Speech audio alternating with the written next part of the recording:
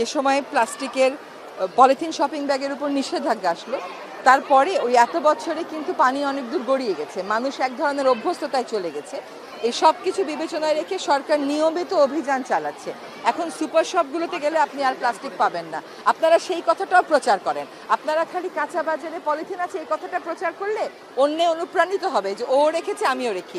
আপনারা বরং বলেন যে সুপার শপ থেকে তো প্লাস্টিক চলে গেছে, তাহলে কাঁচা বাজার কেন পারবে না? মানুষকে তো অনুপ্রাণিত করতে হবে। আমরা কঠোর হচ্ছি ইন দ্য সেন্স যে আমরা বাজারগুলো মনিটর করছি, যে কোন তিনটা বিকল্প তারা রাখবে এটা বলছি। আমরা এমনকি বিকল্প তাদের হাতে পৌঁছে দেওয়ার জন্য পাট মন্ত্রণালয় আলাদা উদ্যোগও নিয়েছে, যেটা হয়তো ঈদের পরে কাজটা শুরু হবে।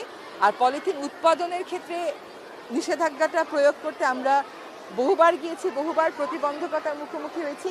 দেশের সামগ্রিক আইন শৃঙ্খলা পরিস্থিতির সাথে তো আপনি প্লাস্টিকের বা পলিথিনেরটাকে আলাদা করতে পারবেন না। আর দ্বিতীয় হচ্ছে আমাদের কাজটা আপাতত কেবল পলিথিন শপিং ব্যাগ কেন্দ্রিক। সিঙ্গেল ইউজ প্লাস্টিক যেটা, এটা আমরা সকল সরকারি দপ্তরে বলছি ওখান থেকে সরে আসতে।